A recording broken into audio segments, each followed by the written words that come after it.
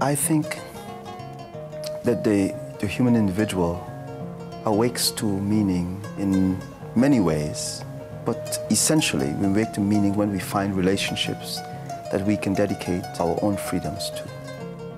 And I think one of the things that makes it hard for us to be able to do so is the fact that we live in an economic system that makes competition a necessity.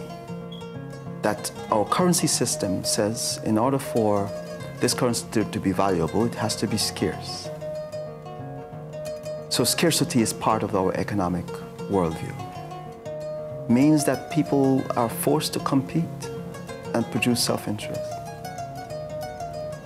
We don't wake up in a world of abundance. Oneness is abundance. It has no limits. In a sense, it is such a powerful motivation for community life if it's seen as we're working for one goal, mutually to reinforce each person's value. But all that is compromised by our currency system. It's not designed for everyone to have.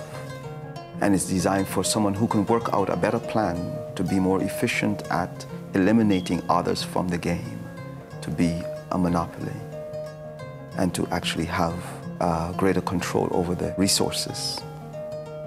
How many people live in a world where their word no longer matters because they don't have money?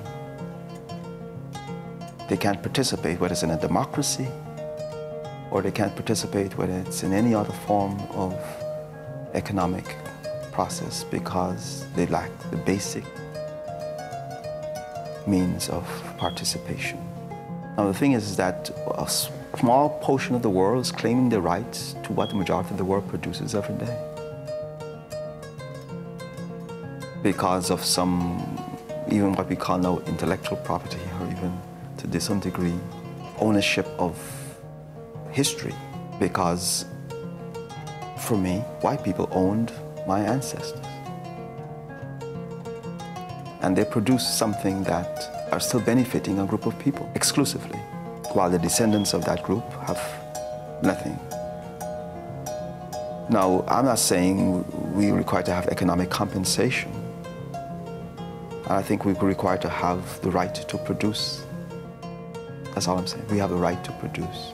Everyone should be given the right to produce. We should not be consistently limited by an economic system that have made slavery worse in the 21st century than it was in the 17th century. Because people expect to participate and can't. People expect to experience a world of oneness and can't.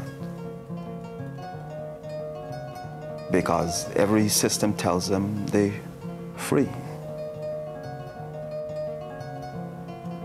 And when it's not true.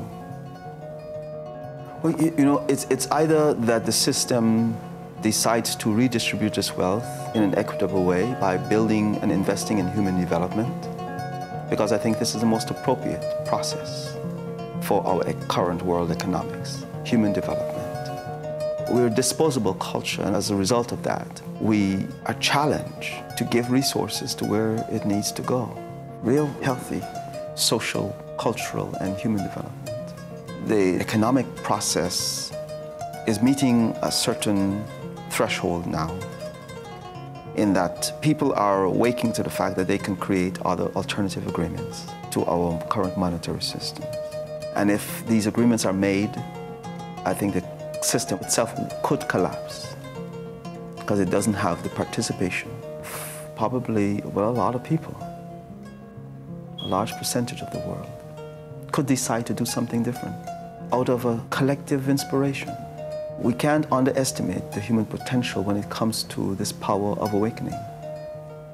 What allows a group of people at one point to say enough and create a revolution? Well, we're not thinking of revolution anymore as violence.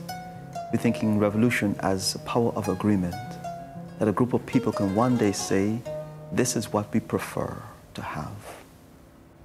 And they create that.